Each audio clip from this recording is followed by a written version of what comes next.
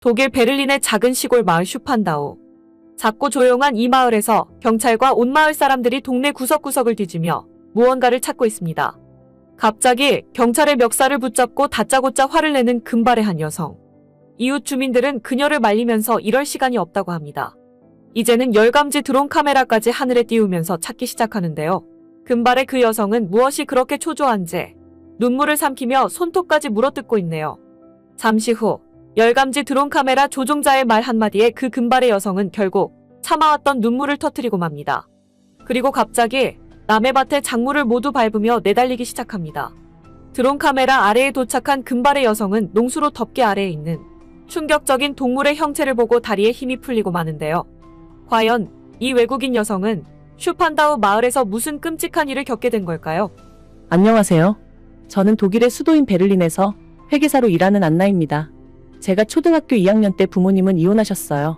그 후 아빠는 저를 할아버지, 할머니께 맡겨놓고는 다시 돌아오지 않았습니다. 그 당시에는 아빠가 돌아올 거란 믿음이 있어서 기다렸죠. 하지만 몇 년이 지나도 아빠는 돌아오지 않았습니다. 중학교에 입학하고 나서야 제가 버림받았다는 사실을 받아들이게 되었던 것 같아요. 그래서 그 후로 부모님 이야기를 일절하지 않았습니다. 조부모님도 그걸 느끼셨는지 제 앞에서 부모님에 관한 얘기를 조심하셨어요. 조부모님은 베를린 북서쪽에 위치한 슈판다우라는 작은 시골 마을에서 살고 있습니다. 어느덧 제가 고등학교 3학년이 됐을 때였어요. 다들 고등학교 3학년 때가 얼마나 중요한 시기인지 아실 겁니다. 대학 진학을 위해서 공부만 미친 듯이 하는 해잖아요.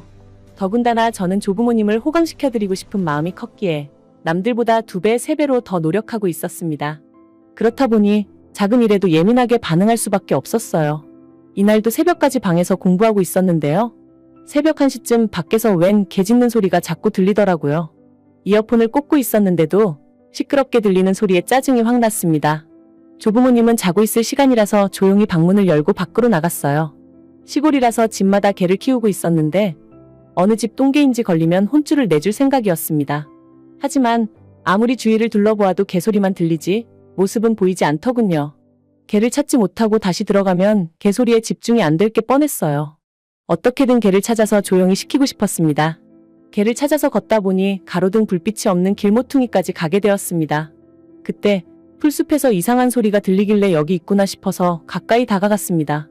그 순간 제 키만한 도베르만이 갑자기 뛰어올라서 절 덮쳤습니다.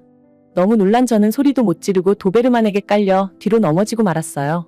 도베르만은 제 옷을 마구 물어뜯더니 뜯을 옷이 없어지니까 글쎄 살을 물어뜯기 시작했습니다.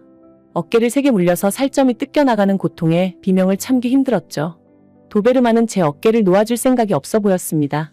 다행히 조용한 시골 마을에서 제 비명이 크게 울려 퍼졌는지 동네 어른들이 다 뛰쳐나오더군요. 안나, 세상에 이 새벽에 무슨 일이야? 아가 괜찮니? 애 어깨를 봐. 저게 괜찮은 건지 여기 구급차 좀 불러줘요. 얼른. 조부모님과 동네 어른들이 제 위에 있던 도베르만을 쫓아주고 제 상태를 살펴보았는데요.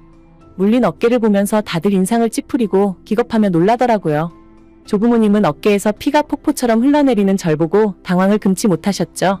경찰차 소리와 함께 구급차 소리가 들려왔고 조부모님과 함께 병원에 가서 바로 치료받을 수 있었습니다. 저는 그날의 사고로 인해 어깨에 20바늘 이상 꿰매는 치료를 받아야 했어요. 그 도베르만 때문에 영원히 지울 수 없는 흉측한 상처도 남게 되었습니다. 그 시골 마을에 도베르만이 왜 있는지 궁금하실 텐데요. 그 개는 일본에서 이민 온 마을 이장님 댁에서 키우는 개였습니다. 이장님이 일본인으로 바뀌면서 마을에 일본인 이웃이 늘었다고 들었습니다. 치료받고 마을로 돌아갔을 때 이장님이 경찰 조사를 받고 있더군요. 저와 조부모님을 보고는 이리 와보라며 손짓하길래 다가갔어요. 아니, 난 억울해. 우리 막스한테 분명 목줄을 단단히 채워놨다니까요. 안톤, 자네는 내 성격 알잖아. 경찰한테 얘기 좀 해봐. 저는 이장님의 말에 점점 열이 올랐습니다. 잘못에 대한 사과보다 할아버지를 붙잡고 변명 먼저 하는 태도가 얄미웠어요. 목줄을 단단히 채워놨는데 저 개가 왜 동네를 돌아다니고 있어요? 그리고 뭐가 됐든 사람이 다쳤으면 사과 먼저 하는 게 예의 아닌가요? 목줄이 낡아서 풀렸나 보지. 그걸 내가 알았으면 이 난리가 나게 뒀겠어. 어린 게 뭘 안다고 어른들 얘기에 끼어들어. 집에 가서 공부나 해. 이장님은 적반하장으로 사고를 제 탓으로 몰아갔습니다. 경찰들은 이장님과 제 싸움으로 번지면 일이 피곤해지니까 더 어린 저를 말리기 시작했습니다. 그 순간 이장님의 혼잣말이 들렸는데요. 개 짖는 소리 듣고 밖에 나온 사람이 잘못한 거지. 이래서 어린애들은 상대하기가 싫다니까. 즉, 이장님 주위에 있던 일본인 이웃 사람들도 이장님의 말에 공감하며 절 보며 수군댔습니다. 그러더니 갑자기 태도를 바꿔서 제게 사과하더군요. 분명 보는 눈이 많으니까 사과하는 척하는 느낌이었죠. 하지만 제가 화가 났던 건 이장님도 일본인 이웃 어른들도 아니었어요. 바로 조부모님이었습니다. 조부모님은 이장님이 사과했으니 좋게 넘어가자고 했어요. 도대체 이게 무슨 상황인지 이해할 수 없었습니다. 저를 가지고 노는 어른들의 태도에 너무도 실망했죠. 그날 조부모님께 처음으로 크게 화를 내고는 다음 학기에 바로 기숙사로 입주했습니다. 조부모님과 연락도 잘하지 않고 고등학교 마지막을 코피까지 쏟으면서 공부에 전념했습니다. 그렇게 저는 원하는 대학에 합격할 수 있었습니다. 베를린의 역사와 전통이 담긴 베를린 훔볼트 대학교에 합격했거든요. 조부모님께 합격 소식은 전해주었어요. 저에게 고생했다며 앞날을 응원해주는 말에도 전혀 기쁘지 않았습니다. 마음이 불편하기만 했죠. 여전히 어깨에 흉터만 보면 그날의 악몽이 떠올랐거든요. 물론 완전히 미운 감정만 있었던 건 아니었습니다. 부모님께 버려진 절 거두어 키워주셨는데 어찌 그 은혜를 저버릴 수 있겠어요. 제 마음이 조금만 더 추슬러졌을 때 조부모님 앞에 당당히 나서고 싶어서 때를 기다릴 뿐이었습니다. 대학에 가서도 조부모님과 연락은 자주 하지 않았어요. 새로운 환경에서 새 친구들을 사귀니까 시간 가는 줄도 몰랐습니다. 자연스럽게 조부모님도 저에게 연락하는 횟수가 줄어갔죠. 이게 이렇게 후회될 줄은 몰랐습니다. 제가 대학교 3학년 때 할아버지의 사망 소식을 전해 듣게 되었습니다. 뇌출혈로 사망하셨다는데 할머니께 전해 들은 소식도 아니었어요. 제가 그 소식을 듣게 된 건 조부모님 옆집에 살던 이웃 아저씨 브루스의 연락 때문이었습니다. 안나, 왜 이렇게 연락이 안 돼? 대학 생활로 바쁜 건 알겠지만 그래도 할아버지 장례식은 와야 하지 않겠어? 시간 없더라도 장례식은 꼭 와. 할아버지한테 인사는 해드려야지. 이미 할아버지의 장례식도 어제부터였다더군요. 저는 수업도 빼먹고 바로 할아버지 장례식이 진행 중이라는 비에디고 병원으로 향했습니다. 도착하기 전까지만 해도 할아버지의 죽음이 믿기지 않았는데요. 장례식에 도착하자마자 할머니가 저를 보고 펑펑 울면서 왜 이제 오냐 하시자 눈물이 터지고 말았습니다. 브루스도 눈물 없이 볼 수 없는 저와 할머니의 만남에 눈물을 훔치더군요. 제가 없는 동안 그가 할머니를 많이 도와준 듯 했습니다. 제가 사고당한 그날부터 할아버지와 좋았던 기억이 없어서 너무 후회스러웠어요. 자존심 굽히고 자주 찾아뵐 걸, 모든 걸 용서하고 빨리 화해할 걸. 하지만 후회한다고 해도 시간을 되돌릴 순 없잖아요. 그저 늦게 찾아와서 죄송한 마음뿐이었습니다. 영원히 제 곁에 있을 줄 알았던 할아버지의 갑작스러운 죽음을 받아들이기가 힘들더라고요. 할아버지 죽음의 원인이 무엇인지 파악할 새도 없었습니다. 제 슬픔을 감당하기도 벅찼죠. 그때 할아버지 장례식을 찾아온 낯선 손님이 있었는데요. 안톤, 왜 하필 자네인가? 자네가 없으면 우리는 어떡하라고 이렇게 먼저 가버린 거야? 차라리 내가 다쳤어야 했는데, 내가 나섰어야 했는데, 내가 미안하네. 내가 정말 미안해. 이렇게 입구에서부터 울부짖으며 들어온 손님은 할아버지의 동료라더군요. 할아버지는 베를린 시민단체 출신이라고 했습니다. 베를린엔 한국의 위안부 관련 평화의 소녀상이 설치되어 있는데요. 한국인들이 일본을 저격하는 비문을 게재하는 바람에 우리나라가 난처해진 상황이라고 하더군요. 심지어 소녀상 철거 명령까지 내려졌다고 했습니다. 우리나라는 전쟁으로 고통받은 모든 여성을 위하는 마음에 소녀상 설치를 허락했을 뿐인데 일본과 한국의 국가 싸움에 끼어버린 새우꼴이 난 거죠. 시민단체는 소녀상 앞에서 벌어진 시위를 막으러 카셀 주립대로 갔다가 소녀상을 훼손하려는 일본인들을 말리기 시작했다더군요. 놀랍게도 그곳엔 조부모님 댁이 있는 마을 이장님 타케오도 있었다고 했습니다. 마을 이장 타케오뿐만 아니라 일본인 이웃 주민들도 많았다더라고요. 충격적인 사실은 타케오가 할아버지를 사망하게 만든 장본인이라고 했습니다. 두 분이 소녀상 앞에서 만나 다투던 중 마을 사람들이 할아버지를 힘으로 밀어붙여 할아버지를 넘어뜨렸다는데요. 할아버지가 넘어지면서 소녀상의 머리를 부딪혀 뇌출혈이 일어났고 난리통에 골든타임을 놓쳐 그대로 사망하고 말았다죠. 그 일본인들은 그 자리에서 전부 잡혔고 타케오와 일본인 이웃들도 전부 강한 처벌을 받았다고 했습니다. 그렇다고 할아버지가 돌아오는 건 아니잖아요. 할아버지 목숨값으로 한참 부족한 처벌로 느껴졌습니다. 이 일을 계기로 저는 할아버지를 죽게 한 일본뿐만 아니라 소녀상을 설치한 한국도 모두 증오하게 되었습니다. 이때부터 할머니와는 매일 연락하며 지냈습니다. 물론 할머니 댁에 자주 가진 못했어요. 대학교 4학년이 되니까 취업 준비로 조금 바빴거든요. 할아버지가 돌아가신 지도 벌써 1년이 지났을 때였습니다. 방학이라서 여유가 생겨 할머니 댁에 오랜만에 내려간 날이었죠. 할머니를 부르며 집 마당에 들어섰는데 너무 깜짝 놀라서 다시 밖으로 튕겨나오고 말았어요. 마당에 발을 딛자마자 바로 옆에서 짖는 개소리 때문에 심장이 내려앉는 줄 알았습니다. 도베르만에게 물렸던 어깨가 욱신대면서 불편하고 기분 나쁜 감정이 몰려왔죠. 계속 으르렁대는 개 때문에 집으로 들어갈 수가 없었습니다. 다행히 할머니가 나오길래 저 개가 날 보고 자꾸 짖으면서 물려고 한다고 일러바쳤어요. 할머니는 제 말에 허허 웃으면서 저 개는 순해서 괜찮다는 말만 하더군요. 제가 사고로 개를 무서워하는 줄 알면서 저렇게 말씀하시니 솔직히 서운했죠. 할머니 뒤에 숨어서 절 보고 이빨을 드러내고 있는데 어딜 봐서 순하다는 건지 이해할 수 없었거든요. 근데 몇 시간 있어 보니까 저 개가 할머니 앞에서만 온순해지더라고요. 어처구니가 없었습니다. 제가 할머니 근처만 가도 달려들 기세로 난리였어요. 저는 열받아서 할머니에게 대놓고 개 앞담화를 퍼부었습니다.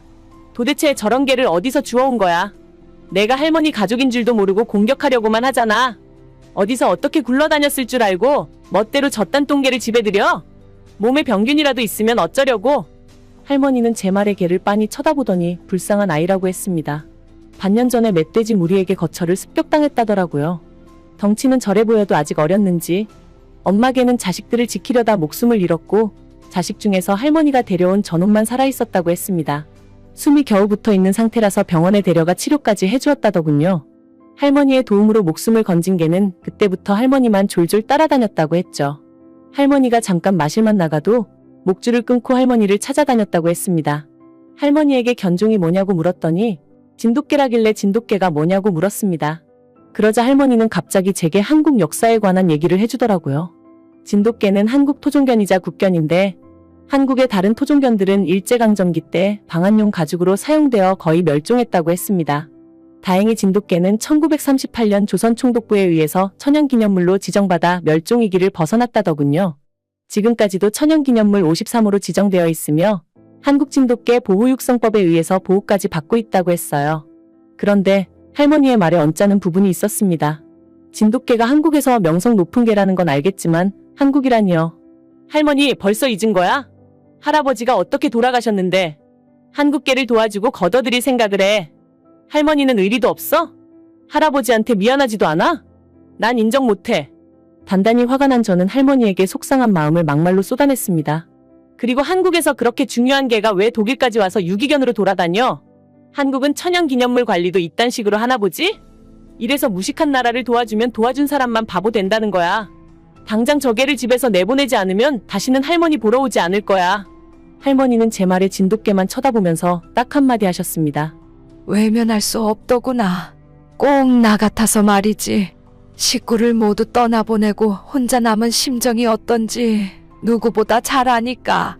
끝말을 흐리는 할머니의 말에 저는 아무 말도 할 수 없었습니다. 지금 당장 할머니 곁에 있어줄 수 있는 건 제가 아닌 저 진돗개라는 사실을 부정할 수 없어서였어요. 저는 할머니를 위해 빨리 성공해야겠다고 마음먹었습니다. 그리고는 저 진돗개를 보호소에 보내고 할머니를 베를린 도시로 데려와 함께 살 계획을 세우고 있었죠. 그렇게 졸업 때까지 다시 공부만 하다가 조기 취업을 하게 되었습니다. 졸업하기 직전에 회계를 전공한 사람들이라면 부러워할 만한 아인스 회사에 취직할 수 있었습니다. 회사의 인턴 생활은 학생 때와는 차원이 달랐습니다. 일이 끝나고 집에 가면 녹초가 되어 할머니와 연락할 시간조차 없었거든요. 회사에서 실수라도 하는 날이면 다시 실수하지 않기 위해 집에서 업무를 노트에 정리하기도 했습니다. 그러다 보면 새벽이 훌쩍 넘어가는 시간이었죠. 3개월을 그렇게 정신없이 살았습니다. 그러던 어느 날 모르는 번호로 온 연락에 자다가 놀라서 받았는데요. 슈판다우 경찰서라더군요. 무슨 일인가 했더니 할머니가 실종됐다는 겁니다. 할머니가 갑자기 실종이라니 이게 무슨 날벼락인가 싶었습니다. 우선 경찰서로 오라기에 허겁지겁 경찰서로 향했어요. 할머니의 실종 신고를 한 신고자는 이웃집 아저씨 브루스였습니다. 그는 제게 할머니와 언제 마지막으로 연락했냐고 물어왔습니다. 저도 기억이 가물가물해서 핸드폰을 봤더니 2주 전이더군요.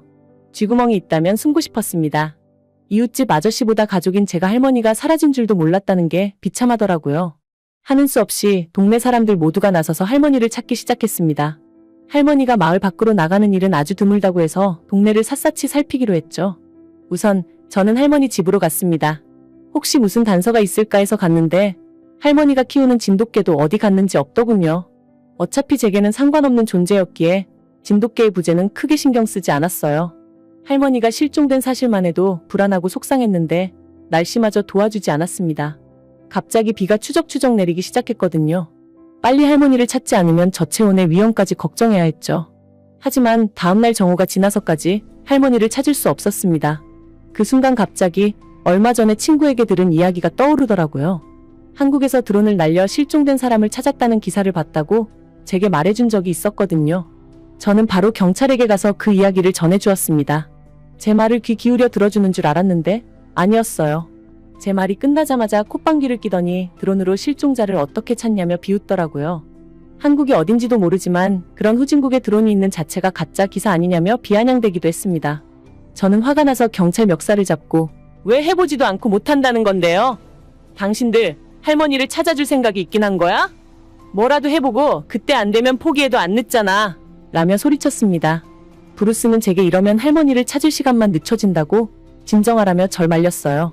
아무도 제 말을 들어주지 않길래 경찰과 따로 움직이기로 했죠. IT 회사에 다니는 대학 친구에게 연락해서 다짜고짜 드론이 있냐고 물었습니다.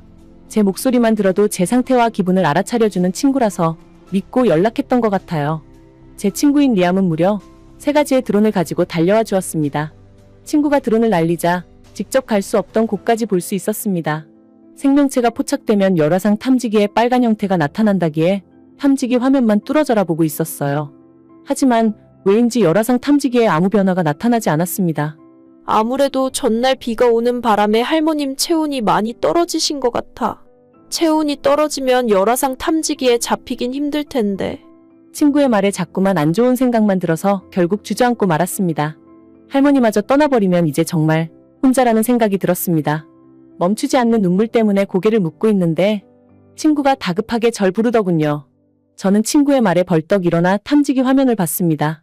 마을에서 2km 떨어진 밭이었는데 밭 중앙 가장자리에 글쎄 빨간 형체가 선명하게 보이더라고요. 그곳을 향해 밭을 헤집고 미친 듯이 달려갔습니다. 드론 아래에 도착했지만 할머니는 보이지 않았어요. 친구에게 전화해서 여기가 맞냐고 묻자 아직 빨간 형체가 그대로 있다고 했습니다. 그 순간 낑낑대는 소리가 작게 들렸습니다. 눈을 감고 최대한 소리에 집중하자 바닥 아래에서 소리가 들리길래 넙죽 엎드려 소리를 따라갔습니다. 그리고는 기적처럼 할머니를 찾을 수 있었는데요. 할머니는 농수로 덮개 아래에 있었어요. 할머니가 키우던 진돗개도 옆에 함께 있더군요. 그렇게 친구의 도움으로 할머니를 이틀 만에 발견할 수 있었습니다. 할머니는 의식이 없었고 진돗개는 힘이 없는지 할머니 곁에 엎드린 채로 숨을 크게 내쉬고 있었습니다. 친구는 구급차를 불러주었고 저는 할머니와 진돗개와 함께 구급차에 올라타 병원으로 향했습니다. 할머니는 병원에서 치료를 받고 3일 만에 눈을 떴습니다. 저는 의식을 차린 할머니를 보고 눈물이 터지고 말았죠. 의식을 차리자마자 할머니는 제게 진돗개의 행방을 묻더군요.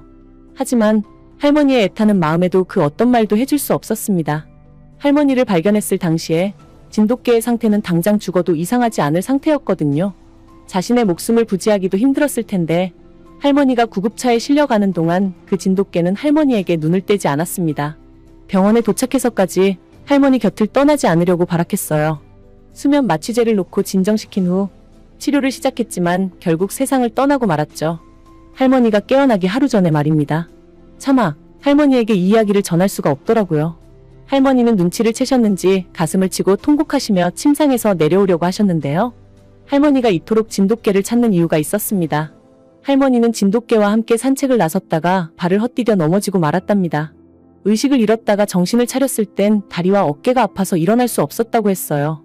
설상가상 핸드폰 배터리까지 달아서는 구조 요청을 할 방법이 없었다고 했습니다. 그렇게 밤이 되고 할머니의 체온이 급격히 떨어지자 진돗개가 낑낑대며 할머니 옷을 잡아당기고 사람을 부르러 가려다가 다시 돌아오길 반복했다더군요. 결국 할머니 곁을 지키기로 했는지 할머니의 온몸을 제 몸으로 비비며 할머니가 정신을 잃지 않게 도왔다고 했죠. 하지만 할머니는 점차 정신을 잃어갔고 비가 오던 그날엔 진돗개가 할머니를 끌고 할머니가 발견되었던 농수로 덮개 아래로 옮겨주었다고 했습니다. 사실 친구의 드론 열화상 탐지기에 잡힌 건 할머니가 아니라 바로 이 진돗개였습니다.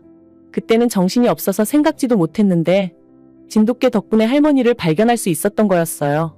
할머니는 진돗개 덕분에 사이를 버틸 수 있었다면서 인사도 못하고 떠나보낸 진돗개의 이름을 하염없이 부르며 탈진할 때까지 통곡하셨습니다. 미안하다, 미안해. 내가 너를 데려와서 네가 죽은 거야. 더 좋은 주인한테 갔어야 했는데 내가 데려와서 널 죽게 만들었구나. 할머니의 통곡을 들으며 저 또한 눈물을 멈추지 못했어요. 그리고 진돗개에 대해 다시 생각해보게 되었습니다. 한국에 대한 반감 때문에 진돗개를 이유 없이 미워한 지난 날을 후회하게 되었어요. 저는 할머니의 건강이 회복되자마자 함께 진돗개의 장례를 치러주기로 약속했습니다. 한 달 후 할머니는 일상생활이 가능할 만큼 건강을 되찾았고 퇴원할 수 있었습니다. 저와 할머니는 바로 진돗개의 장례를 준비했어요. 이웃 아저씨인 브루스도 함께 해주고 드론을 빌려주었던 친구인 리암도 진돗개에 가는 길을 함께 해주었습니다. 다행히 진돗개를 배웅해주러 온 친구들이 많아서 가는 길이 외롭진 않겠다고 생각했네요. 그곳에서는 아프지 말고 누구에게도 미움받지 않고 좋은 인연과 행복한 삶을 살기를 기도에 담아 염원했습니다. 그리고 할머니가 사는 마을의 일본인 이장이 감옥에 가게 되면서 이장의 자리가 비어 있었는데요. 마을 사람들의 만장일치로 브루스가 이장으로 뽑혔다더라고요. 그는 이장이 되자마자 할머니의 목숨을 구해준 진돗개를 마을의 명예견으로 지정해 주었습니다. 또한 진돗개를 기리기 위해 한국의 나무인 느티나무를 마을회관 옆에 심어두었다고 했습니다. 할머니가 진돗개의 생전에 찍었던 사진도 나무에 걸어두었다길래 다음에 보러 가기로 했어요. 지난 17일 경기도 의정부시 다함께 돌봄센터. 아이들의 즐거운 웃음소리가 가득합니다.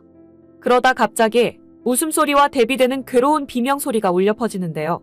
수많은 한국 아이들 사이에서 얼굴에 하얀 점이 크게 있는 한 외국인 아이가 얼굴이 벌개진 채 고함을 지르며 충격적인 자세를 취하고 있습니다.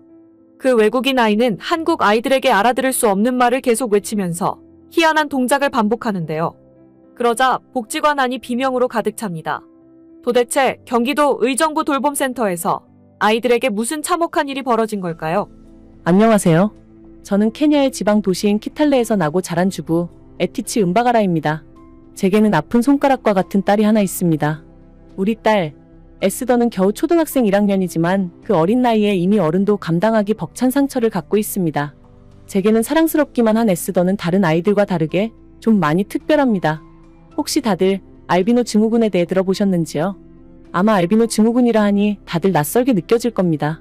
알비노 증후군이란 일명 백색증 혹은 백반증 질환이라고도 불리웁니다. 이렇게 들으면 단박에 이해하셨을 것이라 생각합니다. 물론 그럼에도 알비노 증후군이 가진 자세한 증상까지는 대부분 모르고 계실 겁니다. 당연히 모르는 게 맞고요. 알비노 증후군은 일반 사람에 비해 멜라닌 색소가 부족하기 때문에 발생하는 질환입니다. 그로 인하여 자외선이 강하면 화상으로 이어지고 피부 종양이나 피부암 등 각종 피부 질환을 얻게 되지요. 홍채에도 멜라닌이 적어서 망막 뒤에 혈관이 그대로 나타나 붉은색의 눈을 띠게 됩니다. 자외선의 시력이 나빠져 실명의 위기까지 이어질 수 있다고 하네요. 이러한 알비노 증후군은 동양인, 서양인을 가리지 않고 나타나는 질환입니다. 17,000명 중 1명 꼴의 아이가 이러한 증후군을 안고 태어난다고 하더군요. 저는 알비노 증후군을 가장 가까이 두고 있는 사람입니다. 그래서 이 증후군이 주는 저주를 너무도 잘 알고 있어요. 예상하셨겠지만 제 딸인 에스더가 바로 이 저주스러운 알비노 유전자를 갖고 태어난 아이입니다. 여기서 제가 알비노 질환자들을 모두 싸잡아 저주로 표현한 것에 대해 충분히 불편하실 수 있습니다. 하지만 저보다 이 표현이 불편한 분들이 계실까요? 사랑하는 제 딸의 목숨을 항상 거리에 내던져 놓고 사는 어미의 심정만큼 괴로우실까요? 제가 살고 있는 아프리카 국가에서는 알비노 증후군을 굉장히 불행한 운명으로 봅니다. 아프리카에서 알비노 증후군으로 태어나면 죽을 때까지 생존을 위해 도사리고 살아야 하는 먹이가 되는 거예요. 실제로 들어보셨는지 모르겠습니다. 아프리카 곳곳에는 알비노를 해치는 무시무시한 사냥꾼들이 존재합니다. 우스운 소리처럼 들리겠으나 아프리카에선 하얗게 태어난 알비노인 사람들을 신비로운 존재로 봅니다. 그래서 말도 안 되는 주술에 그들을 제물로 사용해요. 납치는 물론이거니와 알비노인 사람들의 신체를 지니고 있으면 부자가 된다는 미신도 존재하는 곳입니다. 뿐만 아니라 알비노인 사람들과 성적 관계를 한다면 에이즈 병환도 완치된다는 미신까지 있을 정도죠. 그 바람에 아프리카의 몇몇 사람들은 알비노 사람들을 갖기 위해 그들의 거주지를 침입하기도 하고 신체를 함부로 절단해가는 범죄도 서슴없이 일으킵니다. 친부모까지 범죄에 가담하기도 한다면 알비노의 운명이 얼마나 저주스러운지 감이 좀 올 것입니다. 알비노인 친자식을 돈으로 보는 부모도 있습니다. 자식의 신체 일부를 잘라서 다른 사람에게 팔아 돈을 버는 겁니다. 말씀드린 모든 사실은 제게 결코 남 일이 아니라는 겁니다. 통곡할 일이었지요. 저의 본격적인 불행은 다름 아닌 우리 가정으로부터 일어났습니다. 어느 한 날 가족끼리 저녁 식사를 마치고 여가 시간을 갖는 중이었습니다. 남편이 화장실에서 누군가와 통화를 하고 있더라고요. 화장실을 지나다가 얼떨결에 엿듣게 되었는데요. 숨이 턱 막히면서 그 자리에 주저앉고 말았지 뭡니까? 남편이 우리 에스더로 장사를 하려고 꿍꿍이를 계획 중인 겁니다. 남편은 에스더가 알비노 증후군이라는 걸 알고부터는 따뜻한 눈길 한 번 준 적 없는 아빠였습니다. 그럼에도 남편이 에스더를 몰래 버리진 않더라고요. 그래서 저는 그저 시간이 부녀의 관계를 해결해 줄 거라 믿었어요. 그런데 에스더가 좀 크길 기다렸다가 비싼 값에 장사를 하려는 속셈이었더라고요. 부모라면 앞날 막막한 자식의 미래를 찾아주고 만들어줘야 하는 거 아닙니까? 어떻게 아빠라는 사람이 남과 다를 게 없는지 배신감이 크게 들었어요. 그 상황을 보고서 어떻게 남편과 제 딸을 한 지붕 아래에 붙여놓을 수 있겠습니까? 그래서 저는 결국 큰 결심을 하게 되었습니다. 그날 밤 급하게 짐을 챙겼고 자고 있는 에스더를 깨워 머리부터 발끝까지 꽁꽁 싸 입혔습니다. 모자와 마스크까지도 필수로 챙겼죠. 그렇게 에스더를 데리고 가출해버렸어요. 에스더와 함께 지방에서 나이로비까지 쉬지 않고 이동했습니다. 그야말로 살기 위한 도피였어요. 그렇게 도착한 나이로비에서부터 저와 딸의 운명은 롤러코스터를 타게 되었습니다. 배고프다는 에스더를 위해 간단하게 끼니를 해결하려고 주위를 둘러보았습니다. 그러나 한참 식사 시간이라 그런지 어디 보아도 사람들로 북적거리는 겁니다. 나쁜 마음을 먹은 케냐인이라면 알비노 증후군의 여자 둘을 그냥 보내주지 않을 것입니다. 할 수 없이 저는 길거리 음식으로 눈길을 돌렸어요. 하지만 정말이지 케냐의 길거리 음식은 타국인에게 보이기 창피할 정도로 비위생적이었습니다. 알비노 질환으로 인해 바이러스에 취약한 에스더에겐 치명적인 독들이었죠. 돈이 있고 없고를 떠나서 마땅한 장소가 없으니 그것도 문제였습니다. 그런데 제가 잠시 한눈을 판 그 순간 웬 아시아 여성이 예고 없이 불쑥 나타났습니다. 느닷없이 우리 에스더에게 빵을 건네더라고요. 깜짝 놀라서 에스더를 얼른 제 뒤에 감추었는데 그 아시아 여성은 곧 유창하게 스와힐리어를 구사하며 자신을 소개했습니다. 해외 봉사차 케냐를 방문하게 된 한국인이라고 하더군요. 그때 저는 한국이란 나라를 처음 들어봤습니다. 어떤 나라인지 모르니 어떠한 대응도 하지 못하겠더라고요. 그러한 제 마음을 깊이 이해한다는 듯 그 한국인 봉사자는 제가 마음을 놓을 때까지 더 이상 다가오지 않았습니다. 그저 빵만 반복해서 건넬 뿐이었죠. 계속 웃음을 띠고 있어서 그랬는지 왠지 모르게 그 한국인 봉사자의 상냥함이 진심으로 와닿았어요. 자연스레 경계를 풀면서 주는 호의를 받았습니다. 어설프게 감사 인사도 전했죠. 에스더가 빵으로 배를 채우는 동안에도 그 한국인 봉사자는 우리 모녀 곁을 떠나지 않고 신경 써줬습니다. 대가 없는 호의는 없다고 생각했기에 저는 그 한국인 봉사자에게 돈을 주려고 했어요. 그런데 그분은 그저 목젖이 보일 만큼 웃기만 할 뿐 괜찮다며 돈을 사양하더군요. 그런 상냥함은 처음 보았습니다. 저도 모르게 처음 보는 한국인 봉사자에게 마음이 열렸고 어느덧 제 사정까지 털어놓게 되었지요. 이웃과도 인연이 끊겼던 저이기에 속마음을 다 꺼낸 후엔 눈물까지 흘려버렸습니다. 이렇게 충분한 도움을 받았는데도 이 한국인 봉사자의 호의는 계속해서 이어졌습니다. 제 속이기를 진심으로 경청해준 걸로 모자라 충격적인 제안을 하는 겁니다. 저희 모녀가 갈 곳이 없다는 걸 알고 며칠간 봉사자 숙소에서 지내면 어떻겠냐고 묻더군요. 그때는 거절해야 함이 마땅하지만 사실 바로 거절할 수 없었습니다. 저 혼자였다면 벌써 거절하고 감사 인사만 전한 뒤 떠났을 겁니다. 하지만 어린 딸이 있으니 그럴 수가 없었어요. 게다가 곧 밤이 되면 우리 에스더에게 케냐의 밤은 더욱 위험해집니다. 그래서 저는 결국 염치불구하고 한국인 봉사자에게 신세를 지게 되었어요. 그 봉사자는 제게서 들은 에스더의 사정에 깊은 애석함을 느꼈다 했습니다. 그래서 상처가 클 아이의 마음을 조금이나마 달래려 한국 동화 이야기를 하기 시작했어요. 한국으로 돌아가야 하는 날까지도 그 봉사자는 에스더에게 친구가 되어주었습니다. 놀랍게도 봉사자는 케냐로 해외 봉사를 자주 오는 전문 봉사자인지 케냐 전 지역에서 사용 가능한 스와힐리어와 영어를 다 잘하더군요. 저는 한국이 어딘지도 몰랐는데 그녀 때문에 한국이 궁금해졌던 순간이 바로 이때였습니다. 그러나 딱 한 가지 무언가 마음에 걸리는 부분이 있었어요. 그건 바로 봉사자가 무의식적으로 내뱉은 말 때문이었습니다. 봉사자에게 하해와도 같은 은혜를 입었음에도 그것은 참아주기가 힘들더군요. 그녀는 에스더와 함께 놀아주는 내내 우리 에스더에게 자꾸 예쁘다는 말을 반복했습니다. 처음에는 그러려니 내버려뒀어요. 그런데 예쁘다고 할 상황이 아닌데도 그 말이 계속되니 점차 딸을 조롱하는 것 같단 생각이 들더라고요. 결국 저는 참다 못해 그 봉사자에게 왜 자꾸 우리 에스더를 놀리는 거냐고 화를 내버렸습니다. 저의 뜬금없는 시비에도 봉사자는 그저 그간 상처받았을 우리의 마음을 이해한다는 이상한 소리만 해댔어요. 그러면서 하는 말이 자신들과 같이 한국에 갈 생각 없냐고 하더라고요. 정말 뜬금없고 얼빠지는 제안이었습니다. 하지만 그녀는 진심으로 보였어요. 자기가 속한 봉사단체 소속에서 아동복지관을 운영 중인데 에스더처럼 알비노 증후군을 앓고 있는 한국 아이들이 많이 있다고 설명해 주는 겁니다. 또 한국에선 알비노인 사람들에게 해를 가하지 않고 차별하지도 않는다고 했어요. 저야말로 그제야 코웃음이 터졌습니다. 일평생 알비노 증후군을 곁에 두고 그것이 주는 운명적 불행이 얼마나 강한지 혹독히 보며 살아왔습니다. 알비노에 대해 속으로만 욕하는 사람들은 봤어도 차별적인 마인드를 갖지 않은 사람은 본 적이 없었죠. 그래서 저는 봉사자의 말을 말 같지도 않은 위로라 여기며 무시했습니다. 그럼에도 봉사자는 저를 적극적으로 가로막으며 어필하더군요. 휴대폰으로 알비노 증후군을 앓고 있는 한국인 아이들을 직접 보여주었습니다. 자기 봉사단체 아래에 소속된 아이들이라 하더군요. 동영상을 보는데 알비노인 아이들과 일반 아이들이 거리낌 없이 어울려 놀고 있는 모습이었어요. 그걸 보면서도 믿지 못했습니다. 이런 꿈 같은 상황을 한 번도 본 적이 없으니까요. 끝끝내 저는 돌아섰지만 사실 며칠간 생각이 많아지긴 했습니다. 봉사자 말대로 한국이 실제 안전하다고 해도 봉사자의 말만 믿고 생전 들어본 적도 없는 나라에 무작정 갈 순 없었어요. 그런데 그때 에스더가 저를 찾아와 당혹스러운 말을 하더군요. 자기도 친구들을 사귀고 싶다고, 한국 아이들이 부럽다고 말이죠. 억장이 무너지는 기분이었어요. 제 딸의 마음에 결국 제 마음도 유약해져 버리고 말았습니다. 어차피 이제 집으로 돌아가지 못하는 상태입니다. 한국을 안 갈 이유가 없겠더라고요. 그때쯤 저는 지도상에서 가장 작은 나라였던 한국의 규모를 다시 떠올렸습니다. 그 정도로 작은 나라면 케냐보단 확실히 안전할 것 같았어요. 그렇게 저와 딸은 한국인 봉사자들을 따라 한국으로 떠나게 되었습니다. 그러나 저는 한국에 도착하자마자 잘못된 판단을 했다는 걸 깨우쳤습니다. 한국의 대표 공항, 인천국제공항은 기대치 없던 나라의 이미지와는 어울리지 않는 놀라운 규모였어요. 에스더는 그저 신이 나 있었는데 옆에서 저는 후회의 감정이 물밀듯 밀려왔습니다. 한국이 지도상으로 굉장히 작은 나라라서 총구석인 줄로만 알았거든요. 그런데 생각한 것과 다르게 너무 장대하니 두려움이 몰려오는 겁니다. 체감상 케냐와 다를 바 없는 규모로 보였어요. 그 바람에 저는 한국인들까지 케냐인처럼 위협적으로 다가왔어요.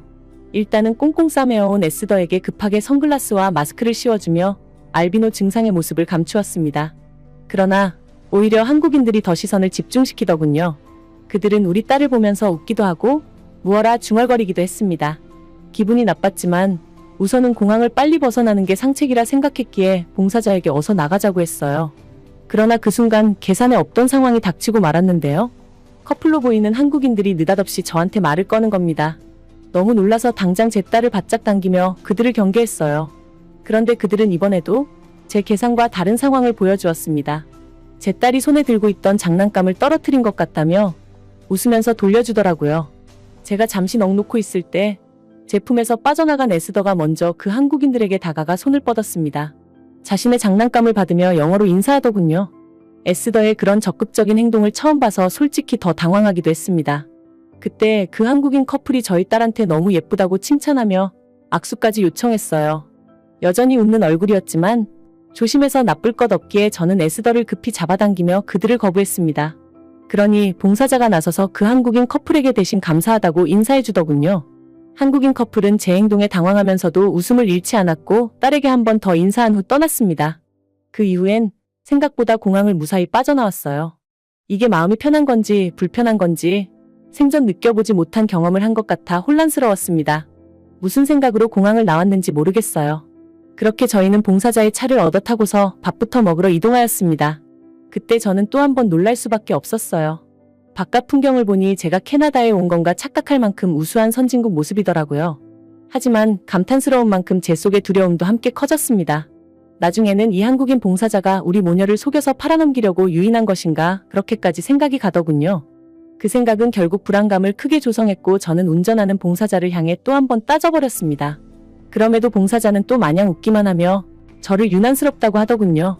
그 와중에 에스더는 이미 봉사자와 친해져 그녀의 편을 들기까지 했습니다. 봉사자가 건넨 한국 간식이 그리도 맛있는지 그 간식 때문에 아주 봉사자에게 마음을 활짝 열었더라고요. 그런데 저는 그 모습이 나쁘지 않았어요. 매번 차별당하고 왕따당하며 아빠한테도 애정 한 번 못 받아 기죽어 있던 아이가 한국을 접하자마자 웃음이 끊이지 않으니 신기할 따름이었었죠. 봉사자가 저희를 데려온 곳은 한국의 돈가스 가게였습니다. 안에는 창창한 젊은 사람들이 많이 자리하고 있었어요. 그 사실도 이미 불편한데 심지어 테이블끼리 밀접하게 붙어있는 공간이라 앉기가 꺼려졌어요. 저희에게 쏟아지는 시선은 또 얼마나 불편했는지 모릅니다. 에스더가 편하게 밥 먹으려면 선글라스와 모자 그리고 꽁꽁 싸맨 옷을 벗어야 했는데 벌써 주위에서 날아올 반응이 두려웠어요. 그런 제 마음을 모르는지 봉사자는 앞에서 계속 괜찮다고 저를 안심시키기만 했습니다. 할 수 없이 모자만 두고 에스더의 선글라스와 마스크만 벗기기로 했죠. 그 이후 저도 모르게 주위를 눈치 봤지만 민망스럽게도 입장할 때 말곤 아무도 저희에게 관심이 없었어요. 돈가스를 생전 처음 먹어본 에스더는 맛있다면서 그 어느 때보다 배불리 식사하였습니다. 봉사자가 알려주는 간단한 한국말을 따라하며 그 시간을 즐거워했지요. 저도 마음 놓고서 식사할 수 있었어요. 이제는 좀 한국의 긴장을 풀어도 되는 건가 싶었습니다. 그러나 에스더가 한국말로 맛있다 라고 하는 순간 난해한 일들이 일어나고 말았습니다. 그 작은 식당 내부 곳곳에서 웃음이 터지는 겁니다. 다들 한국말로 무어라 한마디씩 하는데 전부 한 문장을 뜻하는 소리였어요. 설마 우리 딸이 알비노 증후군이란 걸 알아보고는 조롱하는 건가 싶어서 저는 이곳에 저희를 데려온 봉사자를 노려봤습니다. 봉사자에게 한마디 던지려고 하는 때에 갑자기 닥친 상황에 저는 얼어붙고 말았어요. 어디서 튀어나온 건지 식당 아줌마가 저희 테이블에 다가와 에스더에게 몸을 기우는 겁니다. 우리 에스더를 향해 제법 길게 한국말을 하는 듯 했는데 그 말들 중엔 아까 전 비웃음 속에서 들었던 어감이 똑같이 들어있었어요. 저는 이들이 알아듣지 못하는 말로 제 딸을 비웃는다고 확신했고 급히 자리를 박차고 일어났습니다. 그러자 그 타이밍에 맞춰 식당 아줌마가 불이 나게 자리를 떴고 봉사자는 영어로 상황을 설명하기 시작했어요. 그 한국인 아줌마가 돈가스를 서비스로 더 줄 테니 잠시만 기다려보라 했다는 겁니다. 지금 그걸 나더러 믿으라는 소리인가 싶었어요. 그럼 아까 전에 비웃음들 속에서 들린 똑같은 문장은 뭐냐고 여기 있는 사람들 전부 다 돈가스를 서비스로 주겠다고 한 거냐면서 따졌습니다. 그러니 봉사자가 제 말에 시원하게 웃음을 터뜨리며 말해주더군요. 저는 그때 처음으로 귀엽다 라는 한국말을 처음 접하게 되었습니다. 정말 뻘쭘했습니다. 이들의 마음이 이해되진 않았지만 일단은 모두가 웃는 얼굴이라 다시 자리에 앉을 수밖에 없었어요. 앉아서도 생각했습니다. 어떻게 음식을 공짜로 준답니까? 하지만 이 의심은 금방 거두어졌어요. 음식이 눈앞에 놓이고 나서야 저는 그 말도 안 되는 칭찬을 믿을 수 있었습니다. 뒤늦게 생각해보니 한국인들이 우리 딸을 자꾸 예쁘다고 할 땐 음흉한 케냐인들과 다르게 항상 친절함이 뒤따르는 것 같았어요. 공항에서부터 한국인들 뚫고 여기까지 와 한국인들 사이에서 밥까지 먹으면서 단 한 번도 위협이 없었어요.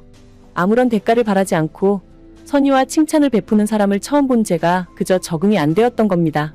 난생 처음 받는 대접에 저는 머리털이 솟을 만큼 연이어 충격을 받았어요. 심지어 식당 나설 땐 더 경악할 상황이 주어졌습니다. 식당 아줌마가 갑자기 제 손을 잡더니 딸 예쁘게 잘 키웠다며 칭찬을 해주시더라고요. 그 말을 진정으로 믿는 건 아니었지만 왜인지 모르게 눈물이 울컥 올라왔습니다. 에스더를 낳은 순간부터 에스더와 함께 저 역시 행복이 없었습니다. 제 딸이 불행한데 어찌 엄마로서 행복할 수 있었겠습니까? 늘 가슴이 찢기는 고통을 감당하며 살아왔습니다. 그럼에도 주변 사람들은 저희 모녀의 가슴을 더 찢어놓지 못해 안달난 것처럼 행동했죠. 분명 제 손을 잡아주는 사람은 가족도 아니고 우리 자국민도 아니었습니다. 그런데도 너무 따뜻했고 큰 위로가 되었어요. 그곳에 오래 있다간 눈물을 쏟을 것 같아서 서둘러 인사드리고 나왔습니다. 대체 한국인들은 뭘 보고 배우며 자랐기에 그런 인심을 가질 수가 있는 건지 놀랍기만 했습니다. 착잡한 마음을 진정시키며 저희는 다음 목적지 봉사자가 일하는 곳에 소속된 아동복지관에 도착했습니다. 어딜 가나 한국인들은 웃는 상이란 걸 불현듯 깨달았어요. 복지관에 계신 선생님들 역시 밝은 얼굴로 저희를 맞이해 주었습니다. 에스더가 다니던 학교의 선생님은 학부모인 저조차 알비노 증후군의 유전자로 보며 인색하셨거든요. 자국민도 아닌 저를 흔쾌히 환대하는 한국인들의 마음에 저는 한결 편하게 인사할 수 있었어요. 시간이 좀 지나니 복지관에는 이용자 아이들이 점차 바글바글하게 몰려들기 시작했습니다. 그 한국 아이들은 우리가 초면일 텐데도 저와 에스더에게 많은 관심을 보였어요. 한국말로 열심히 말하는데 뭐라고 하는지 모르겠으니 다시 살짝 불안해지더군요. 여태 한국인 어른들만 만났지 한국 아이들은 처음 만나는 자리였거든요. 저는 에스더가 혹시라도 또래 친구들에게 상처를 받게 될까봐 걱정되어 급하게 선글라스와 마스크를 다시 씌워버렸습니다. 그러니 에스더가 답답해하며 벗으려 하더라고요. 에스더의 행동에 당황했습니다. 케냐에서 에스더는 스스로 감추고 가리며 알아서 마스크를 챙겨 다녔거든요. 갑자기 180도 달라진 딸의 태도에 난감했어요. 하지만 다른 아이들이 에스더를 괴롭힐 수 있다고 생각했기에 저는 한 번 더 단호하게 지시했습니다. 그 순간 원장님이 저를 부르시더군요. 에스더를 떼어놓을 수 없어서 데리고 가려고 했으나 그곳에 선생님으로 보이는 젊은 한국 청년이 에스더를 자기한테 맡기라고 하더라고요. 제가 완강하게 거절하니 원장님까지 나서서 괜찮다며 딸과 저를 떼어두려고 했습니다. 결코 안 된다고 밀어붙이려 했으나 그 전에 에스더가 먼저 제 손을 놓고 떠나버렸습니다. 친구들 속으로 다가간 에스더를 지켜보며 할 수 없이 저 혼자 원장실로 들어갈 수밖에 없었어요. 원장님은 나이가 좀 있으신 것 같았는데 영어가 굉장히 유창하셨습니다. 원장님의 진심 어린 공감에 저는 저의 사정을 쭉 얘기하게 되었어요. 원장님이 제 손을 잡으면서 딸 지키느라 고생 많았다고 위로하더군요. 진심으로 감사했습니다. 그러나 이러한 감동도 순간일 뿐이었습니다. 아무래도 남의 나라이다 보니 마음을 열기가 좀처럼 쉽지 않더군요. 그더라 밖에서 느닷없이 비명 소리가 나는 바람에 열렸던 저희 마음이 순식간에 닫혀버렸어요. 저는 엄마이기에 그 비명의 주인공이 누구인지 알아들을 수 있었습니다. 에스더가 위험에 처했다는 생각에 저는 당장 원장님 손을 뿌리치고 자리를 뛰쳐나갔어요. 원장실 문을 열고 나오자 보이는 건 모여있는 한국 아이들 무리였습니다. 그 아이들은 우리 딸을 가운데 두고 둘러싸고 있었어요. 에스더가 무슨 짓을 당하고 있는지 그 모습이 안 보일 지경으로 가려져 있었죠. 에스더를 믿고 맡겨달라던 선생이란 작자는 어딜 갔는지 보이지도 않았습니다. 저는 정신을 놓고서 당장 그들에게 달려갔어요. 우리 딸을 둘러싸서 괴롭히고 있는 한국 아이들을 완력으로 잡아당겼습니다. 그 바람에 아이들이 우르르 넘어지는 사태가 발생했어요. 하지만 남의 자식은 눈에 들어오지도 않았습니다. 저는 그들 가운데서 몸을 움츠리고 있는 우리 딸만 보며 얼른 보듬어 안았어요. 너무 놀라서 목소리까지 높이며 에스더의 상태를 살폈습니다. 그런데 당황스럽게도 에스더의 얼굴이 좀 이상했어요. 울며불며 얻어터진 모습을 하고 있을 줄 알았던 우리 딸은 사실 얼굴이 벌개질 정도로 웃고 있더라고요. 상황 파악이 되질 않아 한참 에스더의 상태를 지켜보다 뒤늦게 눈에 들어온 건 바로 선생님이었습니다. 선생님은 에스더의 맞은편에 주저앉아 계셨어요. 에스더와 같이 역시 웃는 얼굴로 말이죠. 그리고 그 순간 저는 딸의 입에서 뜻밖의 소리를 듣게 되었습니다. 살면서 처음으로 친구들이랑 게임이란 걸 했다는 겁니다. 한국 아이들이 하는 게임을 친구들과 선생님이 우리 딸에게 알려주고 있었던 거예요. 그러니까 우리 딸은 괴롭힘을 당해서 비명을 지른 것이 아니라 게임을 하다가 신이 나서 지른 고함이었던 겁니다. 에스더는 저보고 왜 방해하냐고 장난스럽게 원망하기까지 했어요. 우리 딸은 울면서 비명을 지른 적은 있어도 즐거워서 비명을 지른 적은 없던 아이입니다. 저는 또다시 제 딸의 낯선 모습을 접했어요. 케냐에서 학교 다닐 때 선생까지 우리 딸을 차별했었습니다. 우리 딸이 알비노 질환 때문에 시력이 되게 나쁘거든요. 그 때문에 앞자리로 옮기고 싶다고 선생님께 요청했나 보더라고요. 근데 선생이란 사람은 친구들도 다 있는 곳에서 딴 친구들한테 피해주지 말고 그냥 맨 뒤에 가만히 있으라 했다는 겁니다. 제가 나서서 따져도 학교에서의 차별은 더욱 심해지기만 했을 뿐 바꿀 수 없었어요. 해서 우리 에스더는 하교할 때마다 울면서 나오는 게 일상이었습니다. 제가 매번 에스더에게 넌 소중한 사람이야, 특별한 사람이야 그렇게 말해주었지만 사실 저도 제가 딸의 운명을 바꾸어 줄 수 없다는 걸 확신하며 살았어요. 그저 딸의 마음을 단련시키고 강하게 만드는 것만이 방법이라 생각했습니다. 일반적인 삶을 딸에게 결코 선물해 줄 수 없을 줄 알았는데 저는 이곳 한국에서 말도 안 되는 희망을 보았어요. 심지어 함께 있던 선생님이 영어로 제게 상황 설명하며 어머님, 에스더가 참 활발해요. 굉장히 배움이 빠르네요. 라며 칭찬하시더라고요. 그때 저는 진정한 학부모가 된 것 같아서 울컥하고 말았습니다. 그제야 저는 안심하며 에스더를 품에서 놓을 수 있었어요. 그러자 이제야 보이는 한국 아이들, 저 때문에 넘어졌던 그 아이들을 돌아볼 수 있었습니다. 불현듯 봉사자에게서 들었던 알비노 증후군을 가진 한국 아이들을 보게 되었어요. 그 아이들도 우리 딸처럼 참 새하얗더라고요. 그 모습을 가만히 바라보는데 한국 사람들이 왜 우리 딸을 보고 그토록 예쁘다고 했는지 알겠는 거예요. 알비노 증후군을 앓고 있음에도 한국 아이들의 얼굴은 천진난만하게 해맑기만 했습니다. 우리 에스더와 다르게 울적함이라곤 눈 씻고 찾아봐도 없었어요. 다른 일반 아이들처럼 장난스럽게 웃을 수 있는 그 모습들이 너무 예쁘더라고요. 우리 딸이 이렇게 예쁘게 웃으니 그토록 예뻐 보였나 봅니다. 어느새 저는 주체할 수 없을 정도로 눈물을 터뜨리고 말았어요.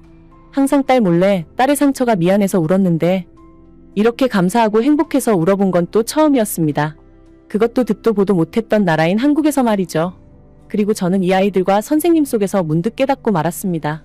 지금까지 살아오면서 우리 딸을 차별하는 케냐인들과 애아빠인 남편을 원망했지만 정작 저 또한 제 딸을 다른 방식으로 차별하고 있었다는 걸 말이에요.